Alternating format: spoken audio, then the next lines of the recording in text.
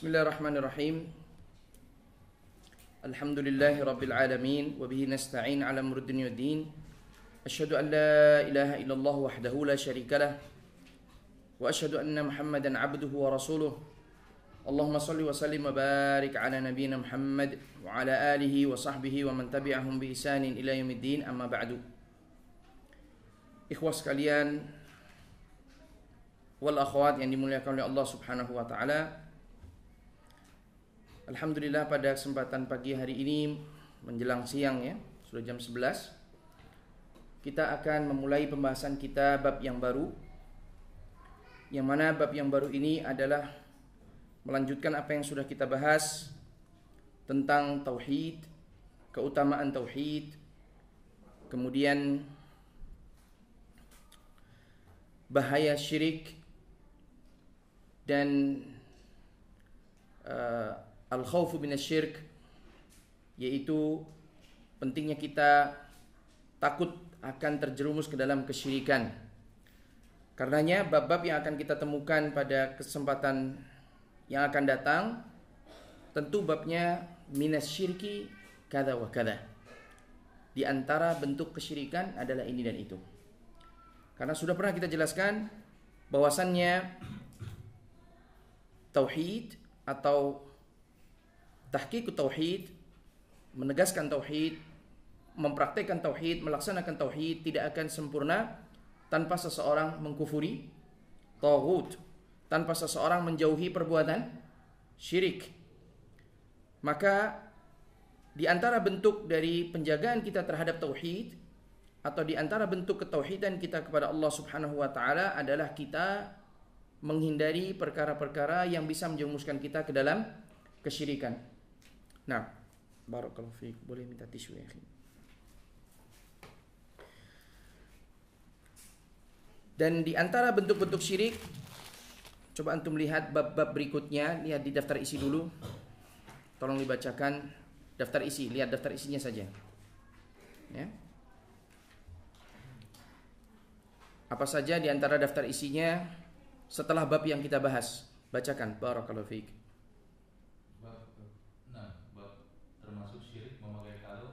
Termasuk syirik. Nah, termasuk syirik. Artinya pembahasan kita berikutnya adalah tentang apa? Kesyirikan. Dan kesyirikan itu kita bahas kenapa? Karena tujuan kita agar kita bisa menjaga keimanan kita dan tidak terjerumus ke dalam kesyirikan. Karena di antara yang bisa melubangi, mengurangi ataupun membatalkan keimanan kita adalah ketauhidan kita adalah apa? Kesyirikan. Maka perlu kita tahu apa itu bentuk-bentuk kesyirikan sehingga kita bisa terhindar darinya. Dan ini seperti yang dilakukan oleh Hudzaifah bin al-Yaman ketika semua orang bertanya tentang kebaikan. Hudzaifah bin al-Yaman bertanya tentang keburukan. Makhafata an aqa'u fi. Ya Rasulullah, wahai Rasulullah, sesungguhnya semua orang bertanya tentang kebaikan. Sedangkan aku bertanya kepadamu tentang keburukan. Makhafata an aqa'u fi. Karena aku khawatir terjerumus ke dalamnya. Terus bab berikutnya apa lagi? Tentang ruqyah dan tamimah. Ruqyah dan tamimah. Dan ini juga ada kaitannya dengan kesyirikan. Terus Orang yang mencari berkah dari pohon, batu. Orang yang mencari berkah dari pohon batu itu juga bentuk kesyirikan, ya. Jadi antum jangan heran kalau pembahasan kita sampai akhir pembahasan semuanya berbicara tentang kesyirikan, karena memang kita sudah berbicara tentang tauhid, keutamaan tauhid, perintah untuk mendakwahkan tauhid, syahadah alla ilaha illallah, kemudian tafsir syahadah alla ilaha illallah, bahaya dari kesyirikan. Maka sekarang kita masuk ke dalam rincian tentang apa? Tentang bentuk-bentuk kesyirikan. Cukup ya? Nah, dan di antara bentuk kesyirikan yang harus kita hindari supaya kita terselamatkan dari kesyirikan sehingga kita bisa menjaga ketauhidan kita kepada Allah Subhanahu wa taala adalah apa? Menjadikan adanya halaqah wal khiyat wa nahwihima, yaitu sesuatu yang kita kalungkan. Gelang mungkin ya, kita gelangkan. Nah, di sini saya mungkin memberikan beberapa contoh Kalau zaman dahulu ada gelang monel ya. Kalau montel pisang. Nah, gelang monel. Ada yang ingat? Hah? Ada yang ingat tidak? Gelang apa itu gelang monel? Bisa dijelaskan sedikit? Biasanya di kepalanya sabuk juga biasa model ini. Apa fungsinya? Cuma biasa untuk gaya aja. Untuk gaya. Nah, Kesehatan ada juga. untuk kesehatan. Toib. Sekarang produk-produk dari mana? Dari Korea juga berdatangan. Ya, ada yang dikalungkan. Mereka menyebutnya ini mengandung apa? Magnetik, ya, atau mengandung bukan magnetik saja, ada aura, betul, ada aura infrared, ya. Nah, itu bentuk-bentuk dari bentuk apa yang kita bahas ini. Apakah kita boleh menjadikan adanya gelang, kalung, ya, dari benda-benda tersebut dengan tujuan apa? Dengan tujuan agar terselamatkan dari bahaya. Dan yang kedua, agar kita bisa dibebaskan dari bahaya yang sudah kita hadapi. Contoh kalau seseorang demam, maka disembuhkan dari demamnya, ya. Dan saya masih ingat ketika itu kenapa anak-anak diberikan gelang monel, diantaranya untuk anti step, ya, biar tidak step. Nah, sekarang saya baru paham, oh, jangan-jangan ini masuk dalam bentuk kesyirikan. Nah, ini yang perlu kita cari tahu nanti dalam pembahasan kita, ya. Apa? Batu. Itu tadi. Batu apa? Batu kolan. Kalau Biasanya kalau orang Oke.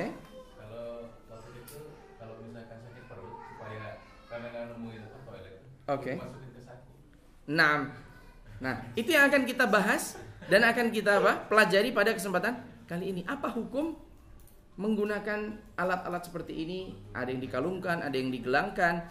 Tujuannya agar tidak sakit perut, agar tidak pusing, tidak sakit kepala, tidak demam. Nah, itu yang akan kita bahas, ya. Mari kita bahas bersama. Baik.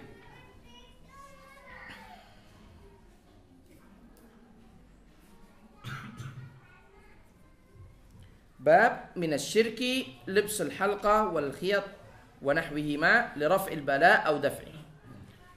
Bab termasuk bentuk kesyirikan, ya.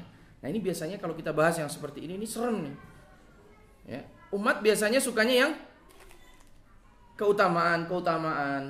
Tapi kalau masuk dalam bab syirik, termasuk kesyirikan, nah, ini sudah akhirnya seperti orang menunjuk, tuh yang kamu lakukan itu syirik, ya, kamu musyrik, sehingga orang nggak suka belajar perkara-perkara seperti ini. Tapi ingat ya ikhwah, kita dalam mempelajarinya, ya, ini mencontoh sunnah salaf. Di antaranya siapa? Hudzaifah, sahabat Hudzaifah ibn Yaman, yang mana beliau, silahkan Pak, monggo. Ahlan wasahlan. Yang mana Hudzaifah bin Yaman, beliau apa? Beliau berusaha untuk mempelajari perkara-perkara yang buruk karena khawatir agar akan terjerumus ke dalamnya.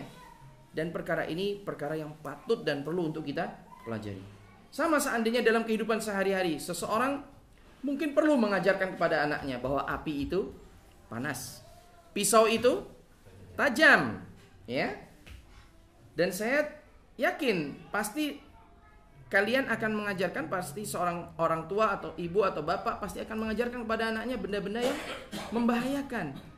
Kalau katakanlah tinggal di lantai 3 atau lantai 4, maka jangan dekat-dekat dengan pagar, karena kalau jatuh bisa mati, ya. Kemudian kalau lihat ada binatang ular, maka ular ini berbahaya. Semua itu dalam rangka apa? Menjaga keselamatan anak-anak kita. Nah, di sini ada perkara yang lebih utama untuk kita selamatkan, yaitu akidah kita, keyakinan kita, dan juga keyakinan keluarga kita, ya, termasuk istri dan anak-anak kita. Di sini ada bentuknya, ada dua, li raf'il bala. Tujuannya adalah untuk membebaskan seseorang dari ujian yang dihadapinya. Menjadikan adanya gelang, kalung dengan tujuan membebaskan seseorang dari apa?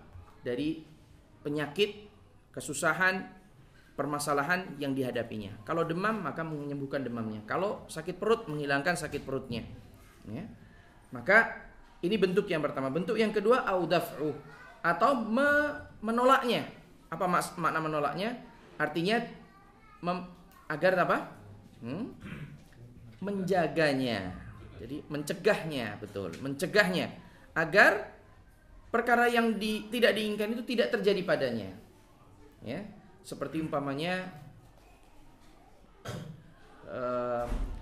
biasanya orang-orang meletakkannya di mobil supaya tidak kecelakaan mobilnya. Digantung di yang sekarang tempat gantungan kaca cermin apa itu? Di tengah itu ya, spion tengah itu ya. Yang sekarang mulai merebak pengharum-pengharum dengan aksesoris orang-orang apa? Orang-orang Nasrani. Ada apa itu? Pohon Natal, kemudian ada Santa, kemudian ada ini dan seterusnya. Ya. Biasanya digantung di tengah seperti itu, dan itu hendaknya dihindari sama sekali. Kalaupun terpaksa menggunakannya sebagai wewangian, letakkan di bawah, di bagian apa itu? Biasanya untuk rating atau untuk lampu itu digantung di sebelah sana, sehingga tidak menciarkan atribut-atribut non-muslim. Nah, seseorang kalau di Arab umpamanya biasa mereka gantungkan di situ. Apa? Mungkin tulisan apa namanya? Ayat kursi atau apa digantung di situ. Tujuannya untuk apa? Supaya tidak terjadi kecelakaan. Dan ini bentuk yang dimasukkan ke dalam golongan apa? Termasuk bentuk kesyirikan. Ya. Anak-anak biasanya kalau saya tidak tahu kalau di Jawa ya, tapi biasanya anak-anak itu dikasih kalung ataupun gelang. Tujuannya supaya tidak sawan, tidak diganggu, tidak mendapatkan gangguan dan seterusnya. Nah, bentuk-bentuk seperti itu menurut Syekh di dalam babnya termasuk bentuk kesyirikan. Kita akan lihat apa saja dalil-dalil yang beliau bawakan. Di antaranya dalil yang beliau bawakan dalam hal ini adalah firman Allah Ta'ala, Qul afara'aitum a'udzu billahi minasyaitonir rajim. Qul afara'aitum ma tad'una min dunillah in aradani Allahu bidhurrin fahal hunna kashifatu dhurrihi aw aradani birahmatin hal hunna mumsikatu rahmatih. Jadi ayat ini menceritakan tentang apa? Tentang Nabi Muhammad SAW diperintahkan untuk bertanya kepada orang-orang musyrikin yang saat itu masih beribadah kepada selain Allah bersama Allah. Ingat ya ikhwah, bahwa orang-orang musyrikin mereka bertauhid rububiyah. Orang-orang musyrikin mereka bertauhid rububiyah. Ya. Mereka beribadah kepada Allah, tetapi tidak mengikhlaskan di dalam peribadatan mereka kepada Allah. Mereka beribadah kepada Lata, kepada Uzza bersama peribadatan mereka kepada Allah. Nabi diperintahkan, "Qul wahai Muhammad, katakan kepada mereka, tanyakan kepada orang-orang musyrikin. Afara'aitum ma tad'un min dunillah? Apakah sesembahan yang kalian sembah selain Allah tersebut seperti Lata, Uzza, Manata, Hubal dan yang lain itu bisa membebaskan aku dari bahaya yang menimpaku ketika Allah menginginkan bahaya itu menimpaku. Jadi kalau Allah menginginkan bahaya kepadaku, Allah ingin mentakdirkan untukku, maaf, sallallahu alaihi katakanlah kecelakaan. Apakah sesembahanmu itu bisa menghindarkanku dari kecelakaan itu? Ataukah mungkin bencana? Apakah Tuhan-Tuhan yang kalian sembah kepada selain Allah itu bisa membebaskan kalian dari bencana yang ditakdirkan oleh Allah kepadaku? Tanyakan kepada orang-orang musyrikin. Au aradani birahmatin, atau seandainya Allah menginginkan agar aku mendapatkan rahmat, apakah mereka Tuhan-Tuhan yang disembah kepada selain Allah itu hunna mumsikati rahmati? Apakah mereka bisa mencegah aku mendapatkan rahmat yang diberikan oleh Allah Subhanahu wa taala? Tentu di sini jawabannya jelas. Apa jawabannya? Tidak. Dan itu pun sudah diyakini oleh mereka. Bagaimana mereka yakin? Karena mereka sudah tahu.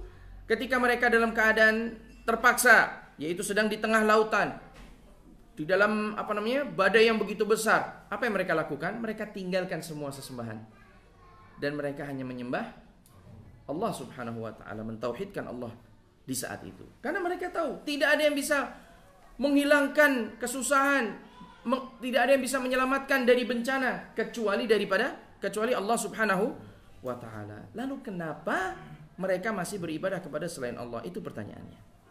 Kenapa mereka masih beribadah kepada selain Allah Subhanahu wa taala? Baik. Berikutnya, ya. Dan perkara ini seperti kisah yang terjadi pada Nabi Hud alaihi salam. Ketika Nabi Hud diceritakan dalam surat Hud ayat 56, bagi yang ingin mencari kelengkapan ayatnya, surat Hud ayat 54 sampai 56. 53 sampai 56. Nah, awal ceritanya dulu, ya. Allah Subhanahu wa taala mengatakan tentang perkataan kaum Nabi Hud.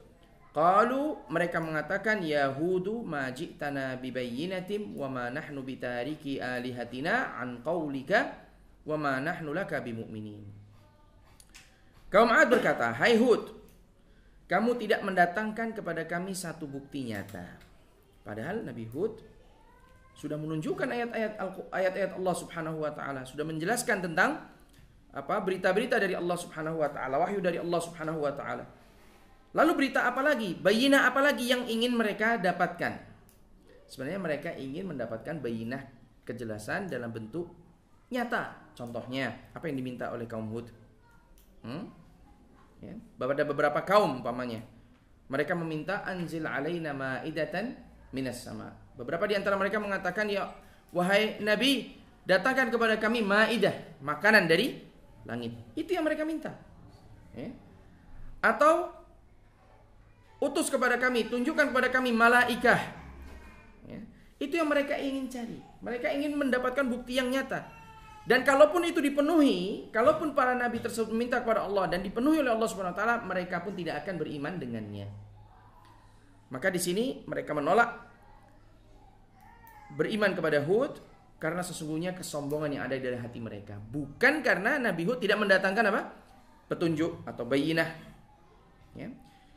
Qalu ya Hudu ma ji'tana bi bayyinatin wa ma nahnu bitariki alihatina. Kami tidak akan, wahai Hud, sesungguhnya engkau tidak mendatangkan bayinah, bukti yang nyata, dan kami tidak akan meninggalkan sesembahan kami kemudian beriman denganmu. Ya, kami tidak akan sekali-sekali meninggalkan sesembahan yang kami sembah kemudian mengikuti perkataanmu dan beriman kepadamu menjadi seorang mukmin. Ini perkataan kaum Hud alaihissalam. Taib. Sampai di sini kita akan lanjutkan karena ini adalah wajh syahidnya.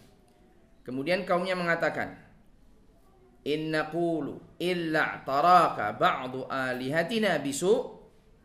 Qala inni ushhidullah. Kalau salah diperbaiki ya, sebab saya tidak ada harokatnya, di buku saya tidak ada harokatnya. Nah, qala inni ashhadullah apa ushhidullah? Nah, qala inni ushhidullah wa ushhidu anni washhadu anni bari'um mimma tusyrikun. Kami tidak mengatakan melainkan bahwa sebagian sesembahan yang kami sembah, yang kami telah menimpakan penyakit gila atas dirimu. Ya. Taib. Inna qulu illa taraka ba'du alihatina bisu.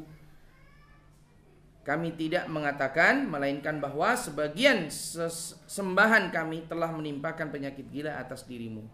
Jadi dianggap bahwa Nabi Hud itu adalah orang yang gila. Qala inni ushhidullah, aku bersaksi kepada Allah, wa ushhidu anni bari'um mimma tusyrikun. Aku bersaksi kepada Allah dan aku bersaksi washhadu, nah, dan saksikanlah bahwa anni bari'um mimma tusyrikun. Aku berlepas tangan dari apa-apa yang kalian sembah kepada selain Allah Subhanahu wa taala. Jadi kaum Nabi Hud menyangka bahwa Nabi Hud ini gila, menyampaikan tentang tauhid, mengajarkan tentang tauhid. Gila, yang gila itu disebabkan karena sesembahan mereka yang disembah kepada selain Allah Subhanahu wa taala. Maka Nabi Hud pun bersaksi dengan nama Allah, ya. Ushhidullah, aku bersaksi dengan nama Allah Dan saksikanlah bahwasanya aku berlepas tangan dari apa yang kalian sembah selain Allah Subhanahu wa taala. Karena apa yang kalian sembah pada selain Allah itu tidak akan bisa memberikan madarat kepadaku, ya. Tidak bisa memberikan bahaya kepadaku, tidak bisa pula memberikan manfaat kepadaku. Nah, kemudian Allah mengatakan, menceritakan tentang perkataan mereka, min duni, ya, inni bari'um mimma tusyrikuna min duni fakiduni jami'an thumma la tanzurun thumma la tunzirun inni tawakkaltu 'ala Allahi rabbi wa rabbukum ma min dabatin illa huwa akhidun binasiyatiha inna rabbi 'ala siratim mustaqim. Coba diterjemahkan dulu ya, barakallahu fiik.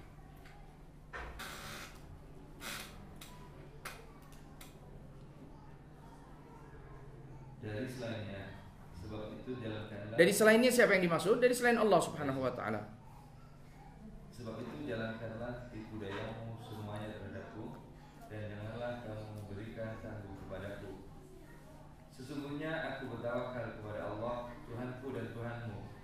Tidak ada suatu binatang melata pun, melainkan Dialah yang memegang ubun-ubunnya. Sesungguhnya Tuhanku di atas jalan yang lurus.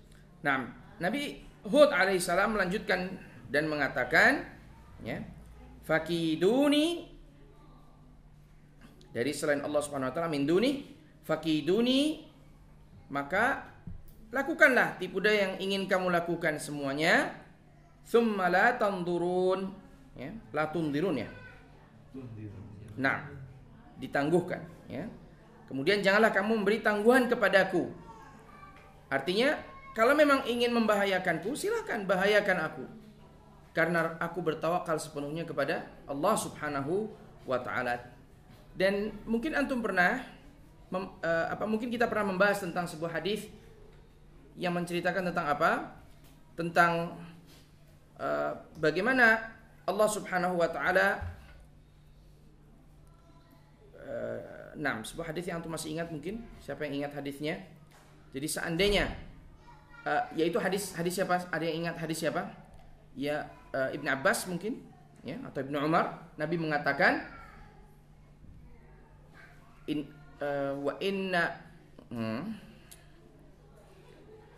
walau anna al-ummah, seandainya umat ini ijtama'u ala an yadurruk la yadurruka bi syai'in illa bi syai'in qad katabahu Allahu 'alaik. Seandainya satu umat semuanya ini berkumpul, ya, dengan tujuan mencelakakanmu, la yadurruka bi syai', tidak ada yang bisa mencelakakanmu illa bi syai'in qad katabahu Allahu 'alaik, kecuali dengan perkara keburukan yang telah ditakdirkan oleh Allah Subhanahu wa taala akan menimpamu. Sehingga dengan demikian Nabi Hud confident. Dia tidak takut dengan aliha yang disembah kepada selain Allah. Dan demikian pula semestinya kita. Apabila kita berhadapan dengan orang-orang musyrikin dan mereka menakut-nakuti kita dengan Tuhan yang mereka sembah kepada selain Allah tersebut, mengatakan, nih, kalau kamu macam-macam, lihat mukanya sudah seram, ya, warnanya hitam, mukanya seram. Tuhan siapa? Tuhan kejahatan, ya. Ada di antara Tuhan mereka yang juga merupakan Tuhannya orang Cina. Jadi di sini Hindu ini campur-campur agamanya. Ada sebagian Tuhan agama lain pun ikut disembah bersama Tuhan mereka. Nah, ini Tuhan keburukan. Kalau kamu macam-macam dengan kami, kamu akan kualat, ya, kamu akan ditimpa musibah, kamu akan, ya, menerima padahnya. Kalau bahasa Melayu apa? Padahnya. Akibatnya. Betul, akan menerima akibatnya, ya. Kalau kamu berani dengan kami, maka kamu akan berhadapan langsung dengan Tuhan kami ini. Nah, kita tidak perlu takut, ya. Karena kita hanya bertawakal kepada Allah. Kalaupun ada bahaya yang akan menimpa kita, maka bahaya itu bukan dari Mia, tetapi dari siapa? Dari Allah Subhanahu wa taala, karena memang Allah sudah mentakdirkannya untuk kita. Jadi seorang muslim adalah seorang yang confident, yang yakin, ya, yang berani, yang tidak pernah takut dengan apapun bahayanya. Bahkan termasuk tidak terkecuali dalam hal ini ketika ingin menghapuskan sihir. Ya. Mungkin ada di antara ikhwas kalian yang pernah menemukan bentuk-bentuk sihir, ada ikatan tertentu, ya. Ada ayat Al-Quran disimpan dalam sebuah kaleng atau dalam sebuah ini. Bagaimana cara menghancurkannya? Kalau langsung dihancurkan, jangan-jangan justru kita kena sihir atau bahaya dan seterusnya, kena tenung. Maka kita tidak perlu khawatir, karena tidak ada yang bisa memberikan madarat kepada kita selain daripada siapa? Selain daripada Allah Subhanahu wa ta'ala. Inni tawakkaltu, kata Hud, aku hanya bertawakal ala Allah, kepada Allah. Rabbi wa rabbukum, Rabbku dan Rabb kalian. Meskipun mereka tidak meyakininya, mereka tidak meyakini kebenaran apa yang didakwahkan oleh Nabi Hud, tapi Nabi Hud mengatakan Rabbi wa rabbukum ma min dabatin illa huwa akhidun binasiyatiha. Tidak ada satu binatang pun yang melata di muka bumi ini kecuali Allah lah di bawah kekuasaan Allah Subhanahu wa ta'ala, berada di bawah kekuasaan dan pengawasan dari Allah Subhanahu wa ta'ala. Inna rabbi ala siratim mustaqim, sesungguhnya Rabbku itu berada di atas jalan yang lurus. Dan di sini Nabi Hud tidak takut dengan ancaman mereka. Berikan bahaya kepadaku, karena tidak ada yang bisa memberikan bahaya kepadaku selain daripada Allah Subhanahu wa ta'ala. Dan ini menunjukkan bahwasanya sesembahan yang disembah kepada selain Allah itu tidak bisa mendatangkan bahaya, tidak bisa mendatangkan bahaya, tidak pula bisa mendatangkan rahmat. Tidak bisa menolak bahaya, tidak pula bisa mendatangkan rahmat. Nah, maka tidak boleh hukumnya seseorang menggantungkan hatinya kepada selain Allah, ya, termasuk kepada sesembahan yang disembah selain Allah ataupun kepada benda-benda yang nanti akan kita jelaskan apa saja benda-benda tersebut. Muqatil mengatakan fi ma'nal ayat, dalam makna ayat, fasa'alahum Nabi sallallahu alaihi wasallam fasakatu ay li annahum la ya'taqiduna dzalika fiha.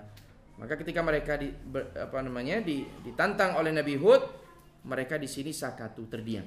Mereka tidak menjawab, ya. Karena apa? Karena mereka juga tahu bahwasannya sesembahan yang mereka sembah selain Allah itu tidak akan bisa memberikan bahaya sedikit pun kepada Nabi Hud alaihi salam. Nah, wa innama kanu yad'unaha ala ma'na annaha wasa'id wa syufa'a indallah. Kemudian musannif melanjutkan bahwasannya apa? Bahwasannya apa yang mereka sembah kepada selain Allah itu sesungguhnya tidak disembah. Mereka ini tidak diminta langsung. Mereka ini dijadikan apa? Perantara, wasilah antara diri mereka dengan Allah Subhanahu wa ta'ala. Baik. Ini orang-orang musyrikin di zaman Nabi sallallahu alaihi wasallam. Bagaimana dengan umat-umat sebelumnya? Umat-umat sebelumnya lebih parah lagi. Bahkan termasuk umat-umat sekarang lebih parah lagi. Bagaimana kalau lebih parah? Iya, sebab mereka tidak hanya menjadikannya sebagai wasilah, tetapi mereka memintanya kepada selain Allah. Ya. Kalau dahulu orang-orang musyrikin di zaman Nabi SAW yang diperangi oleh Nabi SAW tidak meminta kepada Tuhan-Tuhan yang disembah kepada selain Allah tersebut, kecuali hanya menjadikan sebagai apa? Wasilah. Sedangkan umat sekarang dan umat Nabi Nuh alaihissalam, mereka menjadikan sesembahan yang disembah selain Allah itu diminta-minta kepada selain Allah. Sehingga kesyirikan di zaman sekarang ini lebih parah daripada kesyirikan di zaman Nabi SAW. Ya. Karena tidak hanya menjadikan mereka sebagai wasilah, tetapi bahkan meminta langsung kepadanya. Terbukti apa? Saya pernah berada di sebuah tempat, ya, di depan masjid apa ini? Pernah saya ceritakan, masjid apa? Husain. Ya, di mana itu masjid Husain? Di Mesir. Betul sekali. Di mana tempatnya, letaknya? Tepatnya? Taib. Posisinya adalah di seberang Universitas Al-Azhar. Jadi Masjid Husain ini letaknya di mana? Di seberang Universitas Al-Azhar. Apa yang terjadi? Sudah sekian ratus tahun, entah ratus tahun apa puluhan tahun, Al-Azhar itu berdiri. Sampai sekarang kesyirikan yang terjadi di Masjid Husain itu masih tetap terjadi. Ya. Padahal berapa ulama yang sudah dihasilkan dari Al-Azhar. Dan di sini perlunya kita menyampaikan kepada mereka, para ulama Al-Azhar, untuk lebih peduli lagi tentang perkara apa? Tauhid. Karena perkara tauhid ini lebih penting daripada perkara-perkara yang lain, seperti fikih umpamanya, seperti masalah akhlak umpamanya. Kita tidak menjatuhkan mereka, tidak. Ulama Azhar, ulama seperti namanya, mereka disebut sebagai ulama, orang-orang yang berilmu. Tetapi ilmu mereka akan lebih bermanfaat manakala mereka mau mengedepankan dakwah tauhid.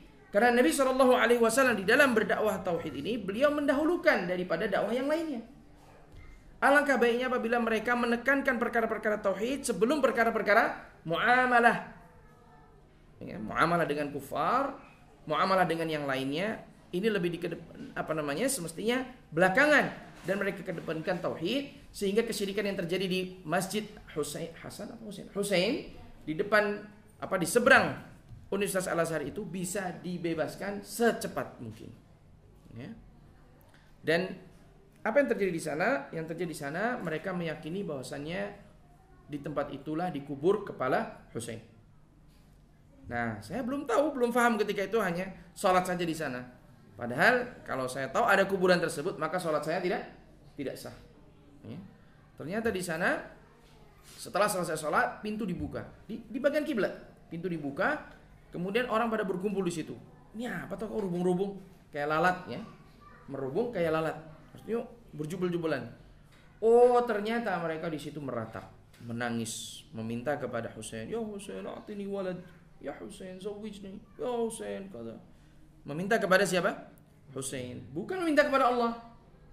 Maka kesyirikan yang ada di zaman sekarang ini lebih parah daripada kesyirikan di zaman Nabi SAW. Karena di zaman Nabi SAW kesyirikan itu mereka tidak meminta langsung kepada sesembahan yang selain Allah. Mereka hanya menjadikannya sebagai wasilah. Meskipun mereka hanya menjadikannya sebagai wasilah, Allah tetap memerintahkan kepada Nabi untuk memerangi mereka. Karena apa yang mereka lakukan itu tetap merupakan bentuk dari apa? Kesyirikan.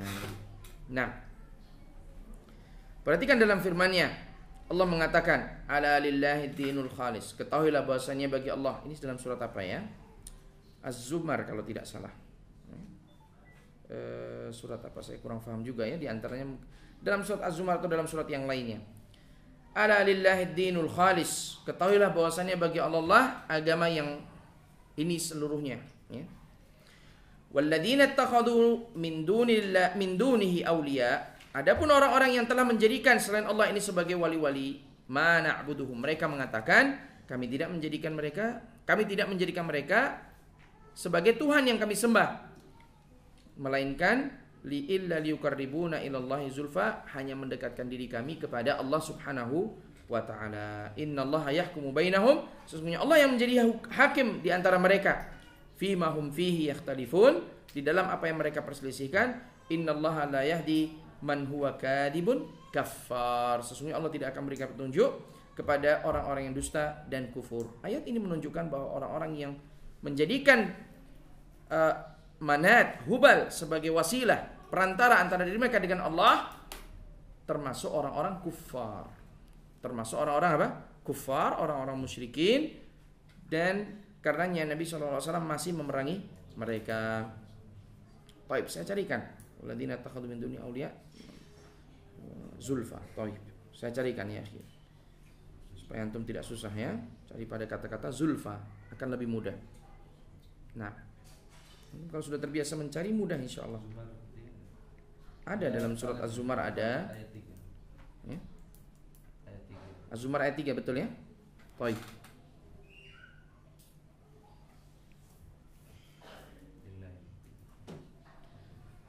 Nah, di sana ada dalam surat Saba ayat ke-37, kemudian dalam surat Zumar ayat 3, kemudian dalam surat Al-Mulk ayat 37. Ya, 27. Nah, barakallahu fiik. Jazakallahu khair. Iya, biasanya para masyayikh mereka mempunyai tulap-tulap yang yang militan. Dan tulap-tulap yang militan ini Masya Allah sangat membantu syekh sekali. Pada saat syekh menyebutkan ayat salah, ini langsung dibenarkan. Nah, yang senang adalah syekhnya. Kenapa? Karena ya, ada yang membantu syekh dalam hal ini. Ya. Dan demikian semestinya juga sebagai ikhwah-ikhwah yang menuntut ilmu di jalan Allah Subhanahu wa taala bisa membantu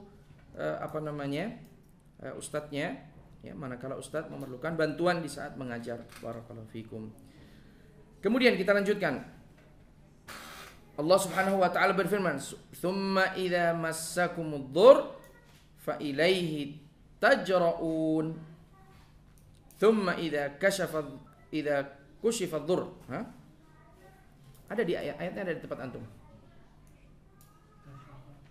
Thumma idza kashafa dhur ankum idza fariqum minkum bi rabbihim yusyrikun. Nah, ayat ini menerangkan tentang apa?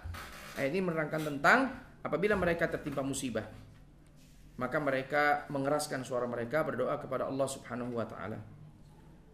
Thumma idza kashafa dhur, apabila bahaya itu telah berpaling dari mereka, idza fariqum minhum bi rabbihim yusyrikun, mereka kembali menyekutukan Allah Subhanahu wa taala. Dan ini kebiasaan orang musyrikin, karena orang musyrikin itu tahu bahwasanya tidak ada yang bisa membebaskan mereka dari kemadaratan selain daripada siapa? Allah Subhanahu wa taala. Tidak ada orang yang bisa menyelamatkan, bisa memberikan mereka rahmat, keberuntungan kecuali siapa? Allah Subhanahu wa taala. Orang musyrikin aja paham. Namun banyak di antara kaum muslimin yang belum faham di dalam masalah ini. Banyak kaum muslimin yang masih menggantungkan, masih memakai gelang-gelang, masih memakai kalung-kalung. Tujuannya adalah untuk mendapatkan keselamatan. Padahal orang-orang musyrikin tahu, meskipun mereka tahu, tetapi mereka juga masih menyekutukan Allah Subhanahu wa taala. Taib, qultu, aku mengatakan, fa hadhil ayat wa amsaluha tubtilu ta'alluqal qalbi ghairillah. Ayat yang seperti ini dan yang lainnya ini membatalkan ketergantungan hati kepada selain Allah Subhanahu wa taala, kepada selain Allah Subhanahu wa taala fi jalbin au daf'i dhur, di dalam mendapatkan rahmat dan juga menolak bahaya. Wa anna dzalika syirkun billah, dan itu termasuk perbuatan syirik kepada Allah Subhanahu wa taala. Jadi kalau menggunakan gelang tadi, monel, tujuannya agar tidak demam, ya, maka di sini termasuk daf'adzur, menolak bahaya. Maka berarti di sini termasuk perbuatan syirik. Ya. Tapi kalau menggunakan gelang monel supaya kelihatan cantik, boleh tidak? Bagi seorang wanita boleh. Ya. Kenapa? Karena bukan meyakini bahwa dia memberikan manfaat atau menolak bahaya, tetapi hanya menjadikannya sebagai perhiasan. Tapi apa nggak ada perhiasan yang lain selain gelang monel? Ya, sebab gelang monel ini spesial. Ya. Ini kalau yang zaman dahulu mengenal jenis gelang ini. Saya tidak tahu bahannya dibuat dari apa, tapi saya yakin di zaman sekarang masih ada gelang-gelang. Kemudian kalau orang Korea sekarang menyebarkan, ini sudah sampai di Malaysia dan Indonesia, pakai gelang itu loh, yang batu-batu bulat-bulat, ya. Kemudian dirajut menjadi satu, batunya banyak. Jadi kalau kita lihat ada orang Cina pakai bulat-bulat gelang kok bulat-bulat itu bukannya bukannya mereka pengen pakai gelang, itu kesehatan menurut mereka. Ini bisa mendatangkan manfaat, ya, dan bisa menolak bahaya. Maka ini bentuk-bentuk kesyirikan. Jangan sampai kita ikut-ikutan. Apalagi Ustadz kok pakai gelang seperti itu, ya. Istilah orang kitanya jimat, siji jenis yang di rumah, nah, dipakai, ya. Jangan sampai seperti itu. Jadi bagi ikhwas sekalian, hindari perkara-perkara seperti ini, karena dikhawatirkan perkara seperti ini menjatuhkan kita ke dalam bentuk kesyirikan, ya. Dan karena nanti juga akan ada pengingkaran dari sahabat Nabi SAW yang menunjukkan perkara seperti ini semestinya kita kita hindari, kita tinggalkan. Nah, dan di dalam masalah ini ada dua bentuk kesyirikan. Kalau hanya menggunakan gelang karena meyakini bahwa gelang ini dengan memakainya bisa terselamatkan dari bahaya, ya, dan bukan gelang itu sendiri, tapi ini adalah sebab. Gelang ini kalau saya pakai, mungkin gelangnya bertuliskan la ilaha illallah, ya, atau bertuliskan ayat kursi, keliling gitu gelangnya, bertuliskan ayat kursi, ya. Dia meyakini bahwa ini menjadi sebab Allah memberikan kesembuhan, keselamatan kepadanya, maka dia telah terjatuh ke dalam kesyirikan yang kecil. Syirik kecil, karena menjadikannya sebagai sebab. Tapi kalau meyakini benda ini secara zatnya dialah yang bisa menolak bahaya dan memberikan manfaat, maka masuk ke dalam kategori syirik besar. Dan ingat ya ikhwah, syirik kecil, sekecil apapun syiriknya, itu masih lebih besar dari dosa-dosa yang besar. Ya. Lebih besar dosanya daripada zina. Lebih besar dosanya daripada mencuri. Lebih besar dosanya daripada minum khamr. Itu sekecil-kecilnya syirik. Dan syirik yang kecil bisa menggeret pelakunya sehingga dia terjatuh ke dalam kesyirikan yang besar. Seperti yang terjadi pada kaum siapa? Nabi Nuh alaihissalam. Ada yang masih ingat tentang kisah Nabi Nuh? Siapa yang ingat kisah Nabi Nuh? Kaum Nabi Nuh. Ingat? Gimana? Mereka dahulunya orang-orang muwahhid, mentauhidkan Allah Subhanahu wa taala, beribadah kepada Allah Subhanahu wa taala. Kemudian di antara para ulama mereka mati, meninggal dunia. Ya.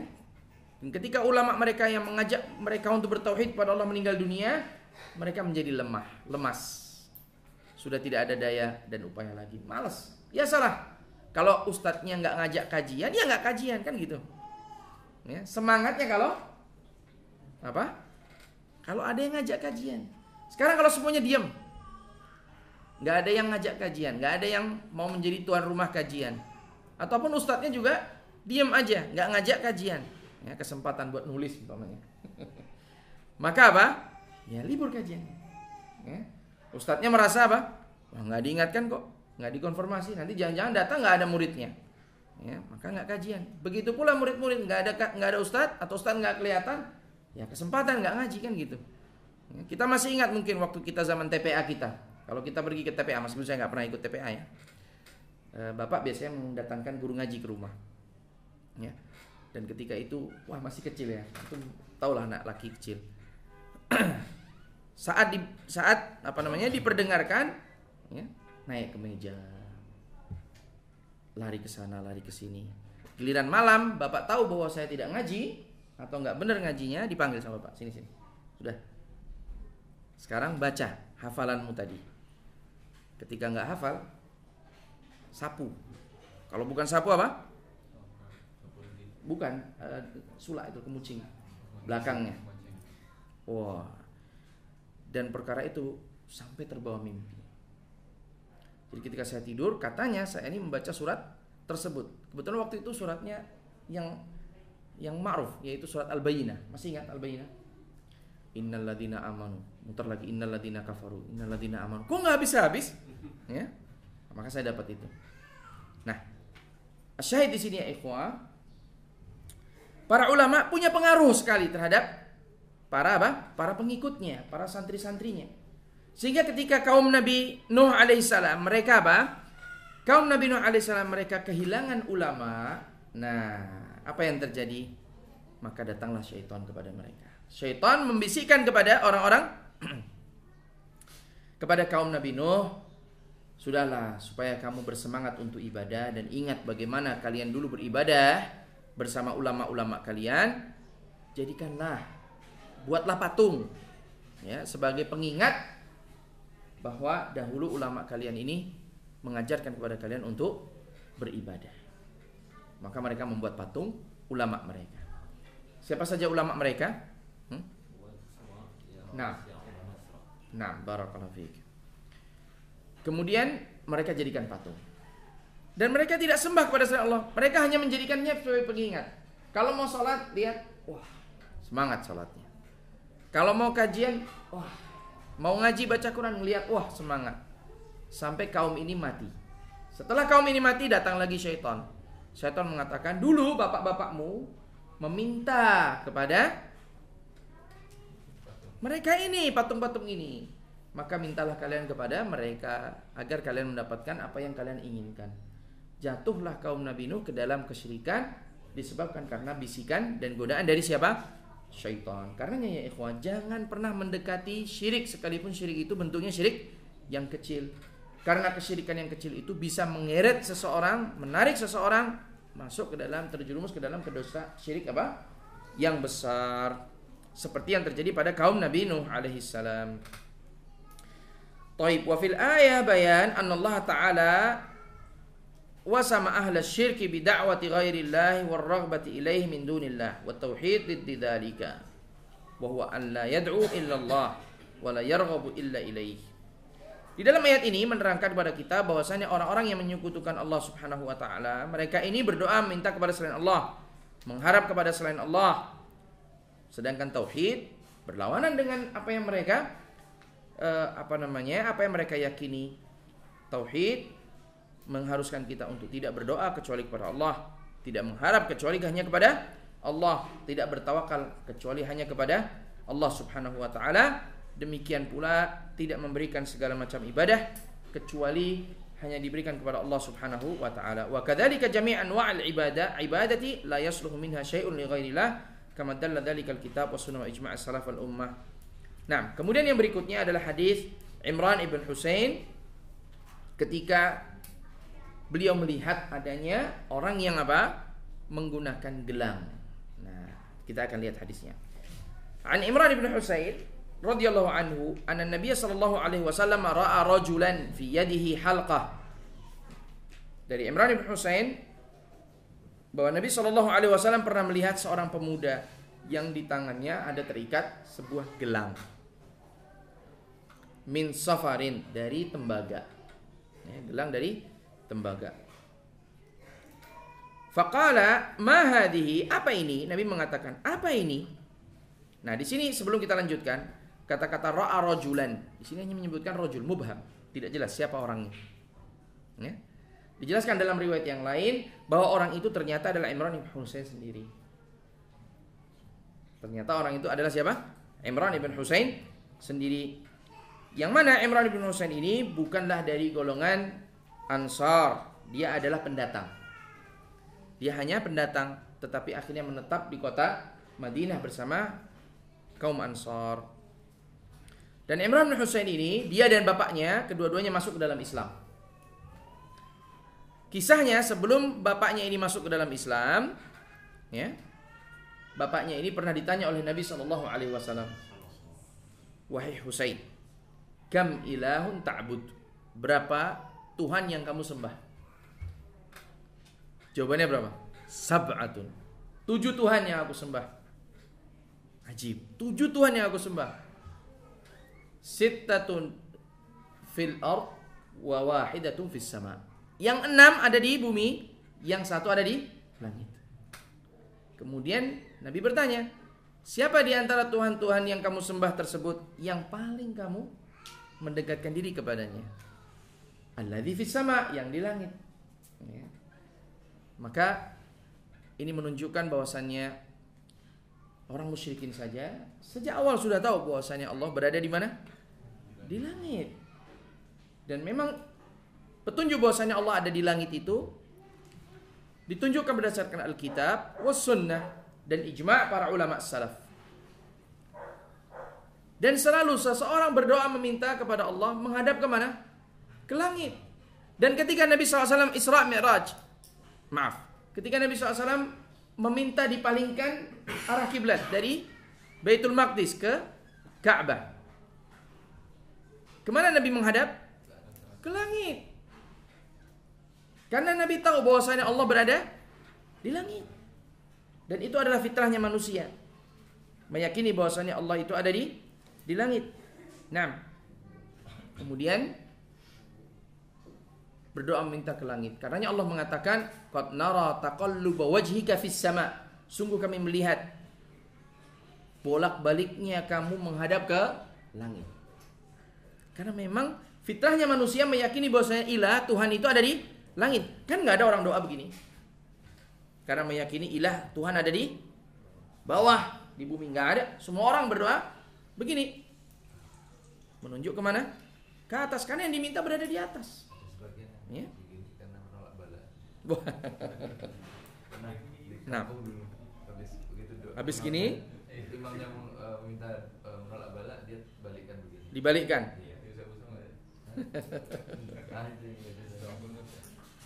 Baik. Yang jelas Tuhan kita ada di langit. Coba saya bacakan ininya ya tentang Imran bin Husain. Sudah saya sempat membawakan ininya ya.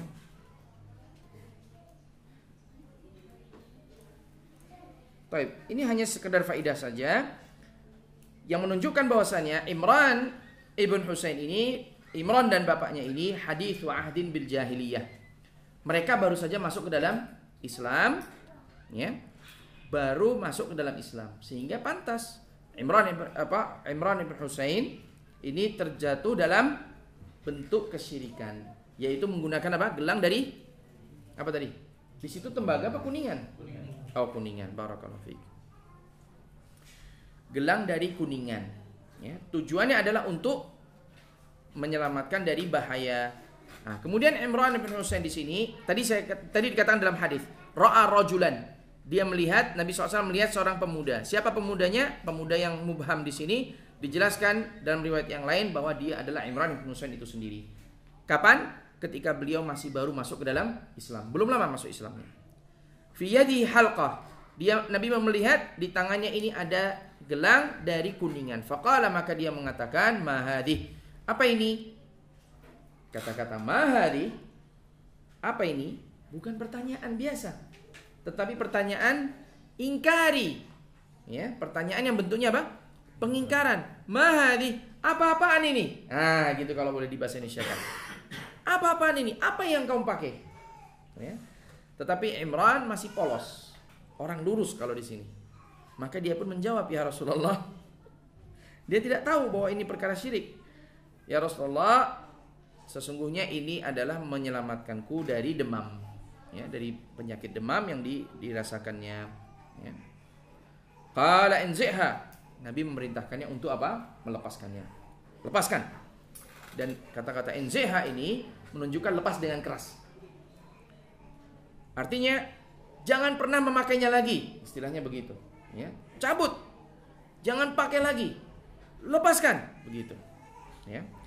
Fa innaha la tuziduka illa wahnan. Karena apa? Penggunaannya ini tidak akan menambahmu kecuali kekhawatiran, ketakutan, ya, dan itu buktinya.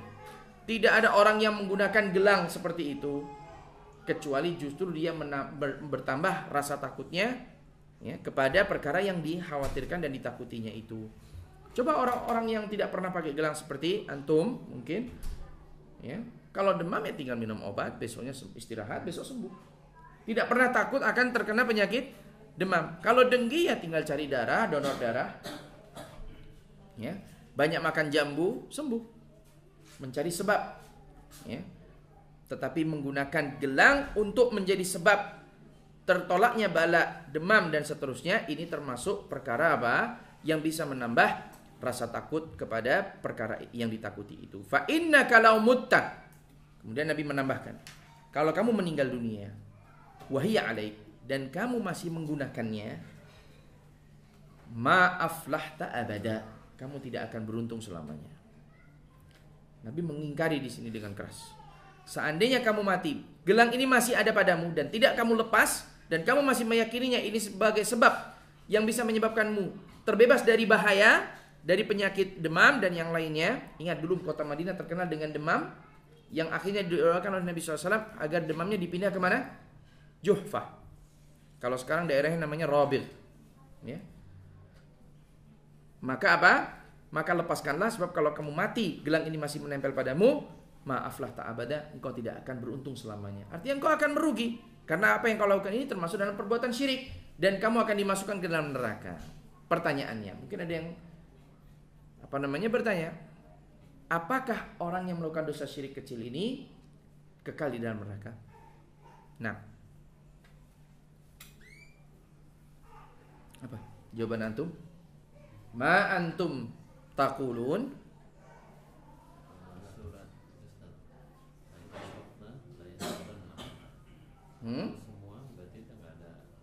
Syirik kecil tidak mengeluarkan seseorang dari Islam. Maka pelakunya seperti pelaku dosa besar.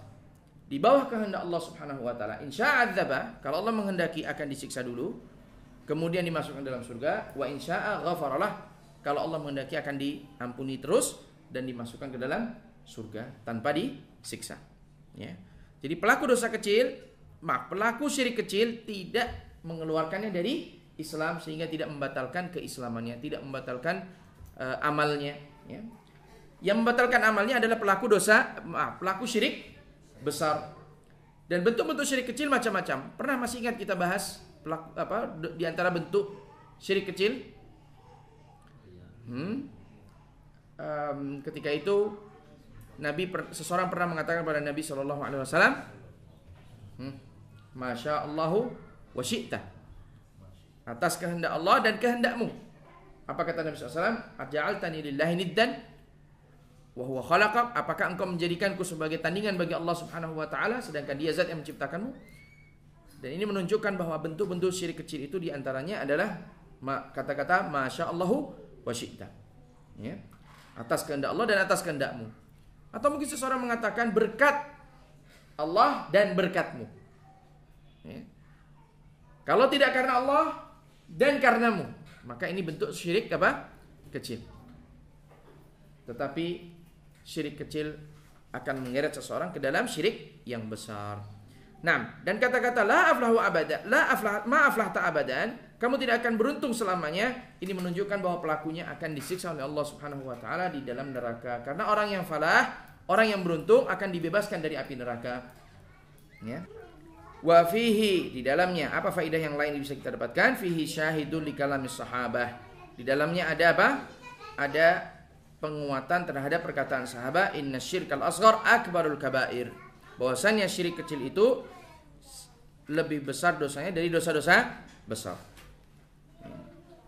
Dan apa? Wa annahu la yu'dzar bil jahalah, dan tidak ada udzur tidak tahunya. Jadi di sini orang yang tidak tahu dosa syirik kecil, tidak tahu bahwa perkara itu termasuk syirik kecil, apabila dia terjatuh ke dalamnya, terjerumus ke dalamnya, tidak ada udzur baginya. Tidak ada udzur baginya. Kenapa? Karena perkara ini, perkara tauhid ini, perkara yang ta'ummu bihil balwa, yang wajib diketahui oleh seluruh umat. Karenanya kewajiban kita terhindar dari kesyirikan itu adalah seperti kewajiban kita makan dan minum, bahkan melebihinya. Karena orang yang terjerumus dalam dosa kecil, syirik yang kecil ini, tidak ada udzur baginya. Nah, wa fihi al-inkar bit-taghlid ala man fa'ala mithla dzalik. Dan dalam hadis ini juga ada anjuran untuk mengingkari dengan keras pelaku orang yang melakukan dosa syirik kecil seperti yang tadi dilakukan oleh Imran ibn Husain. Ya. Dan dalam riwayat yang lain nanti, dalam hadis yang lain, Hudzaifah bin al-Yaman kalau tidak salah pernah melihat seseorang yang sakit, dijenguknya, ini menggunakan gelang, ikatan, kemudian sama dia dipotong, dibuang. Ini menunjukkan apa? Bahwa dakwah dengan kekuatan. Tapi ini bukan berarti ya ikhwah, antum ketika berdakwah, ya, ini tidak berarti kalau antum berdakwah kemudian antum semena-mena dengan madu antum seperti ini, ya. Antum mengatakan lepas gelang itu syirik kecil, lepas gelang itu syirik, ya. Jangan bilang kecil, nanti kelihatan kecil syiriknya, ya. Bilang saja itu syirik. Itu kalau ngapa? Wah, ini biar selamat, biar nggak demam, lepas, itu syirik. Bukan berarti demikian, ya. Kalau kita berdakwah, dakwahlah dengan hikmah. Tetapi yang dimaksud di sini, seandainya orang yang antum jenguk tersebut adalah orang yang berada di bawah antum. Contoh, keponakan antum. Keponakan kan seperti anak sendiri, ya. Atau mungkin anak antum sendiri, ya. Atau mungkin cucu. Orang-orang yang posisinya seperti ini, atau kawan dekat yang dekat sekali dengan antum, sehingga apapun yang antum lakukan dia tidak akan marah. Maka kita boleh menggunakan cara-cara seperti ini dengan tegas, ya. Atau orang yang keras. Orang yang keras terkadang nggak mempan kalau dibaiki.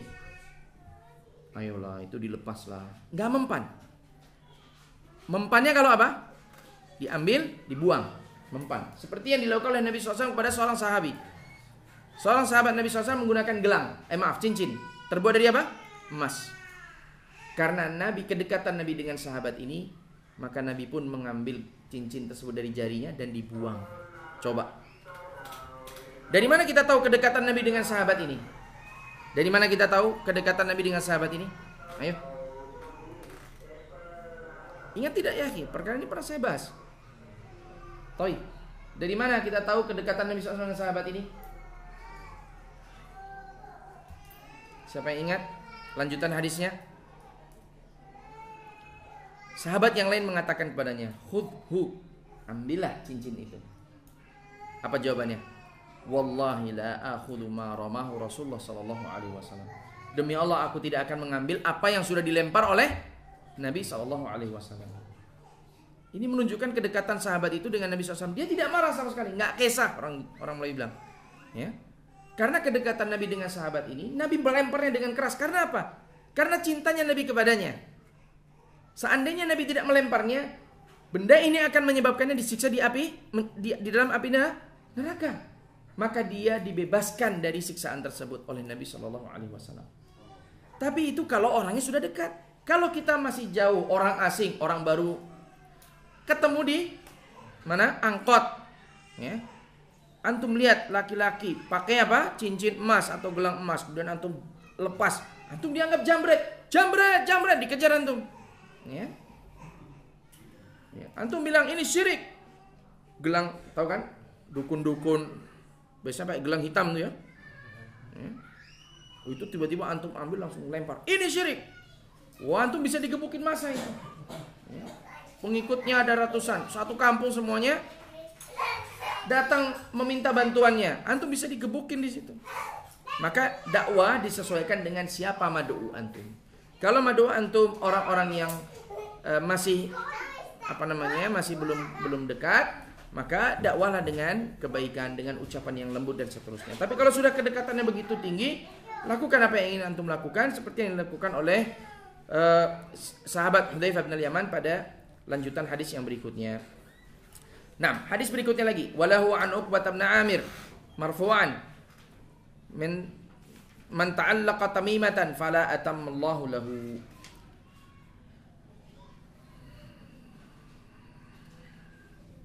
Dan lahu di sini sepertinya dari Imam Ahmad ya.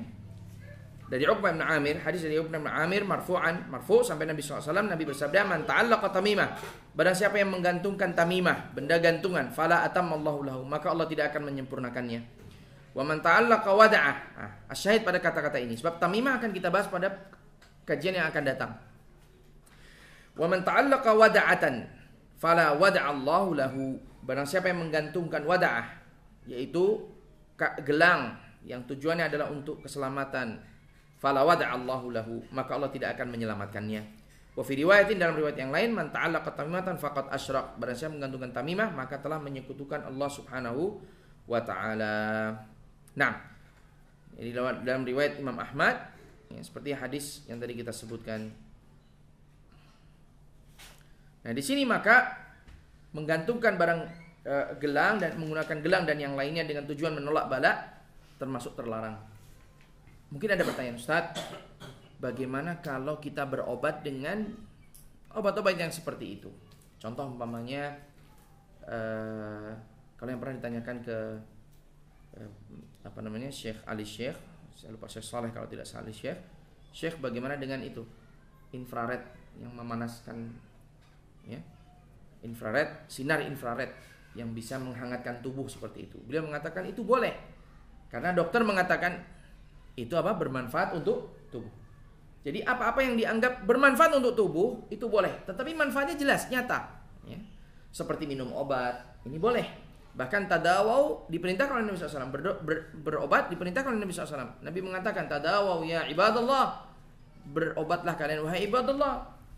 Maka seandainya seseorang diberi alat apa yang kira-kira menyerupai ini tapi tidak merupakan bagian darinya.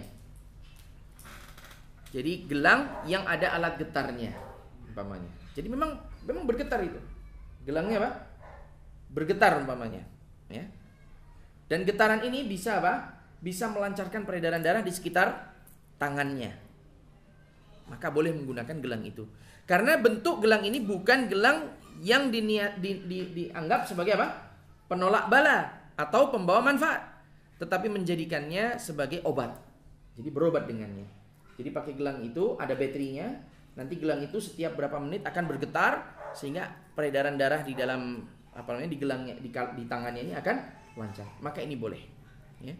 Atau kalau yang praktek sekarang ditempel itu loh, kayak salon pas, koyok, bukan salon pas, tapi ada kabelnya.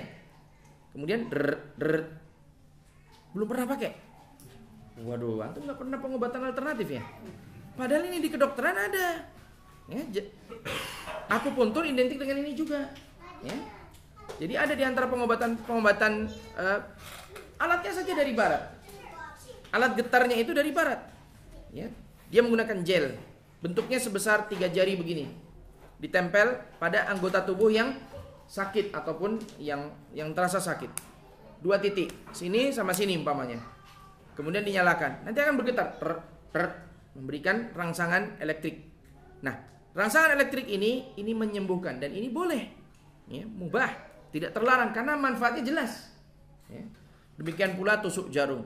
Tusuk jarum bukan hayalan, bukan penolak bala seperti yang kita anggap atau dianggap oleh sebagian orang. Masa ditusuk aja bisa sembuh? Ya memang sembuh, ya. Karena memang ada manfaatnya dari tusuk jarum. Ada secara medis ada manfaat dari tusuk jarum. Itu tidak termasuk perbuatan ini, tidak termasuk syirik. Nah, kemudian yang berikutnya,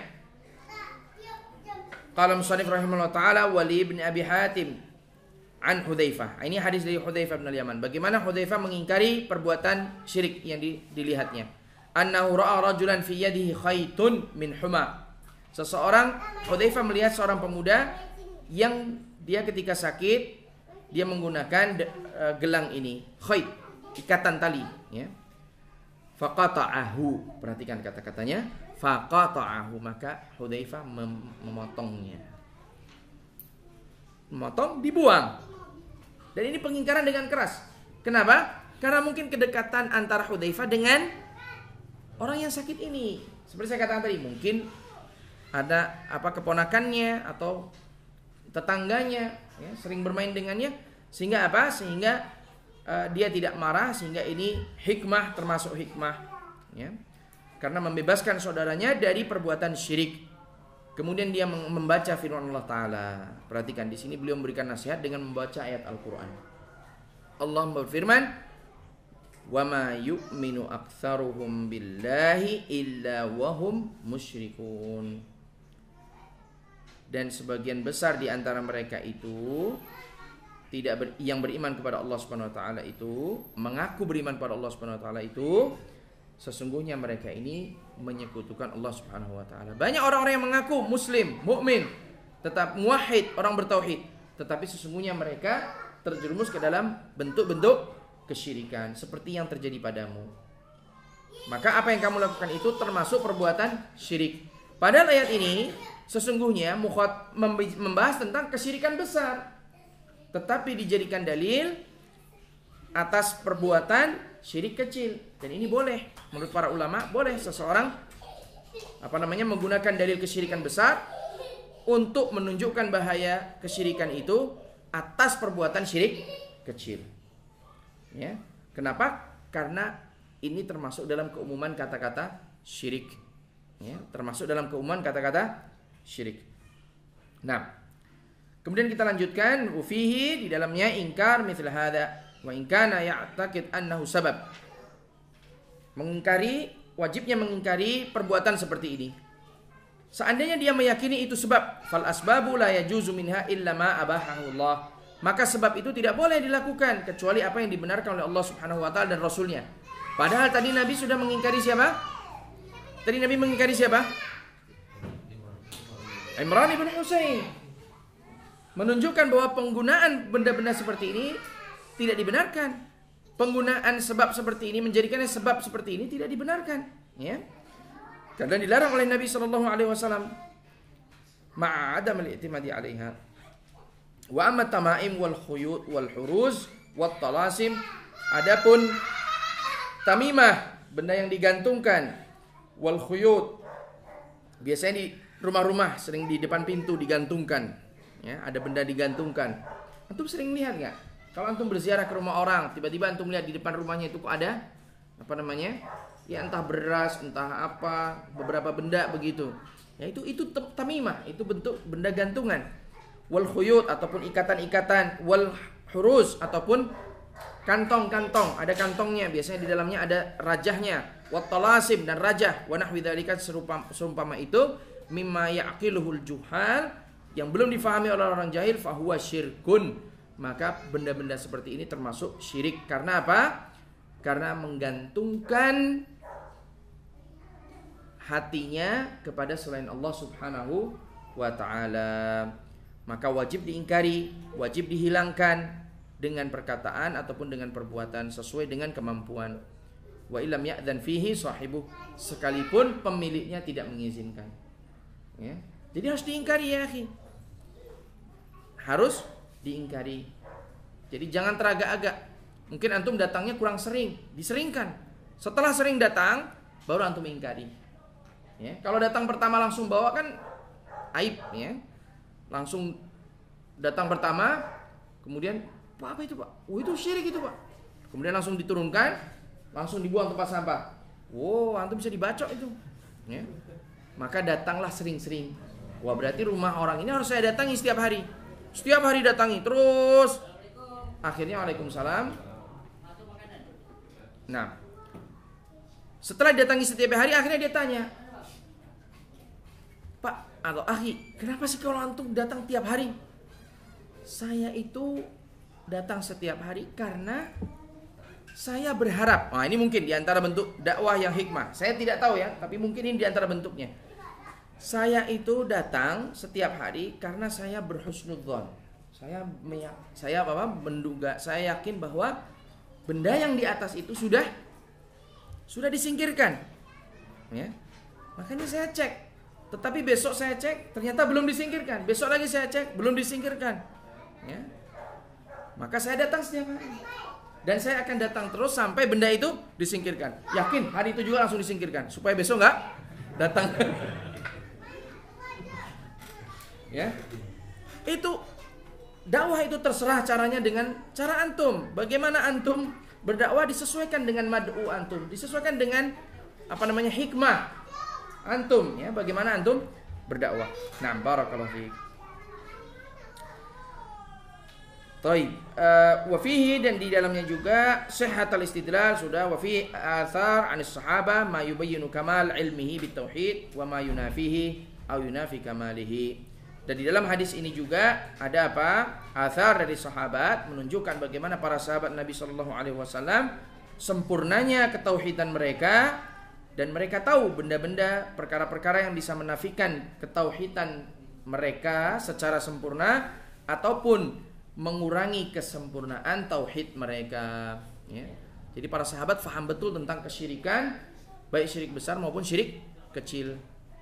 Seperti Hudzaifah, sahabat siapa? Hudzaifah ibn Yaman. Maka jadilah seperti mereka, jadilah seperti para sahabat Nabi SAW yang faham tentang kesyirikan, ya, tahu tentang kesyirikan. Dan bentuk-bentuk kesyirikan ini banyak sekali terjadi. Kalau antum sering naik taksi, antum yakin banyak sekali pengalaman yang akan antum dapatkan, ya, karena banyak berinteraksi dengan orang. Jadi ketika antum tidak punya mobil pribadi, itu manfaatnya juga banyak sebenarnya, ya. Naik taksi kan mahal ya, tapi bisa berinteraksi dengan orang. Nah, banyak terkadang orang menggantungkan barang-barang gantungan di mobilnya. Tadi bukan hanya sekedar aksesoris, tetapi mengharapkan barokah darinya, mengharapkan manfaat darinya. Maka kita bisa ingkari kesempatan untuk berdakwah. Nah, saya kira ini mungkin yang bisa saya sampaikan pada kesempatan kali ini, yaitu tentang tentang bahaya, tentang bentuk kesyirikan, yaitu menjadikan adanya gelang, kalung, dan benda-benda yang digunakan dengan tujuan untuk menyelamatkan, menjadi sebab dari keselamatan dari berbagai macam penyakit bahaya, dan juga bisa mendatangkan rahmat, barakah, dan yang lainnya. Bahwa perbuatan seperti itu termasuk dalam perbuatan syirik yang harus diingkari, ya. Kalau punya kekuatan, diingkari dengan kekuatan. Kalau tidak punya kekuatan, maka ingkari dengan lisan, dengan baik. Kalau tidak, maka setidaknya diingkari dengan hatinya. Wadzalika adhaful iman, dan itu adalah selemah-lemahnya iman seseorang, yang hanya bisa mengingkari dengan hatinya. Menunjukkan imannya lemah. Nah, kekuatan iman antum ditunjukkan dengan kemampuan antum dalam mengingkari perkara ini, ya.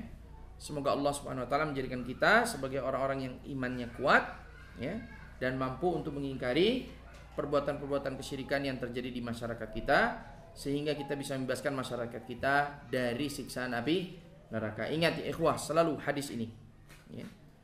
Yaitu Nabi sallallahu alaihi wasallam bersabda, la yu'minu ahadukum hatta yuhibba li akhihi ma yuhibbu li nafsihi.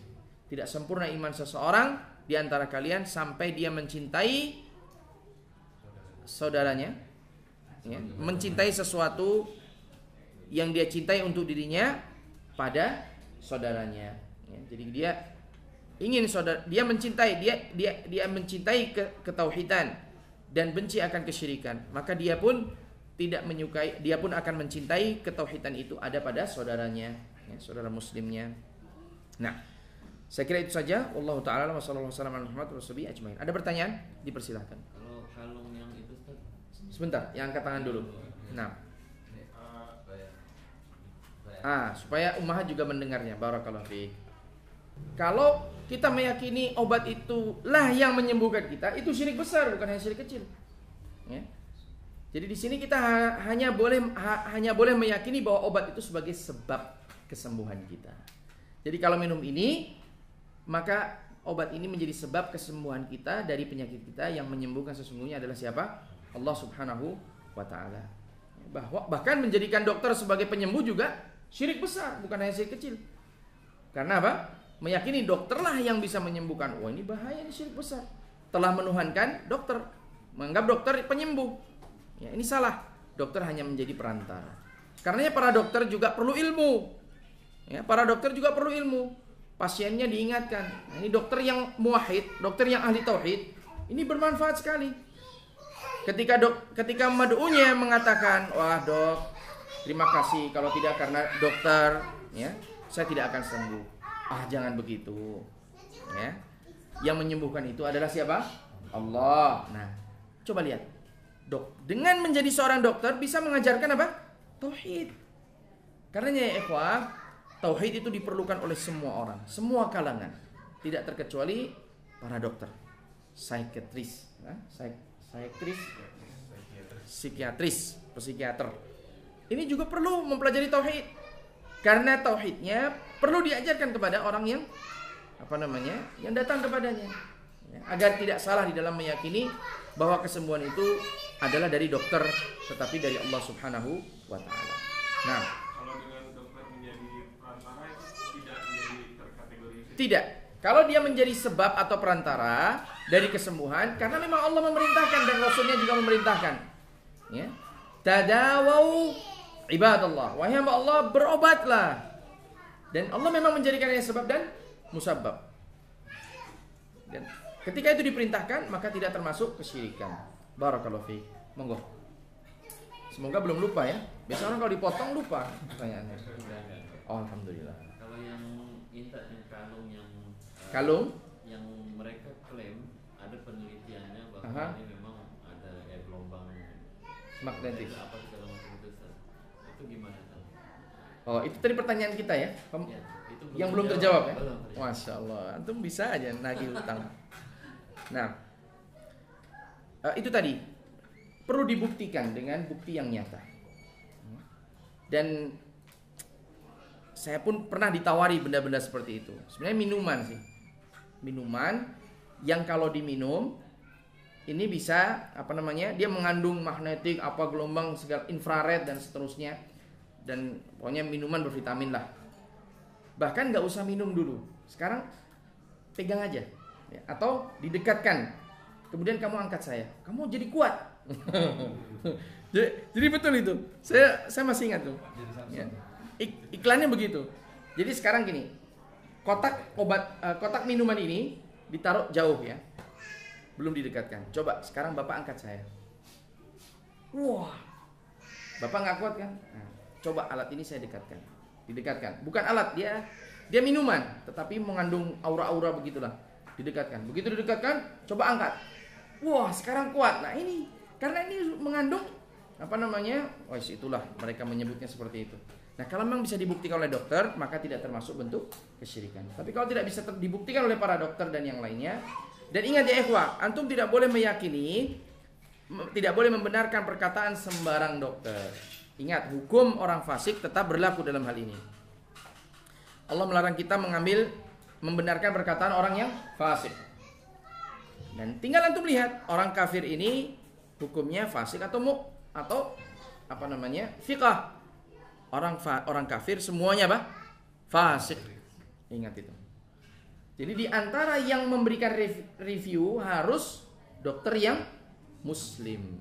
Dan antum yakin bahwa orang ini tidak tertipu oleh tidak dibeli oleh pemilik produk tersebut, dan juga tidak termasuk orang yang mengikuti keyakinan dokter-dokter yang lain, tetapi memang dibuktikan secara klinik oleh dia ya, sebagai seorang muslim yang jujur, amanah, maka baru antum boleh menggunakannya ya. Nah, tetapi kalau antum pakai kemudian yang lain melihatnya, ini bisa dari'ah, bisa menjadi bahaya. Apalagi antum ustad ya, antum pakai, apa itu ustad? Oh ini bisa, akhirnya semua murid antum pakai. Hati-hati ya Ki ya. Makanya sebagai seorang talibul ilm hendaknya menghindari barang-barang perkara-perkara seperti ini ya. Kalau ingin menggunakan, gunakanlah yang dipakai untuk tidur umpamanya, atau dipakai untuk mengecilkan perut umpamanya. Itu mungkin akan bermanfaat ya, dan tidak membahayakan akidah.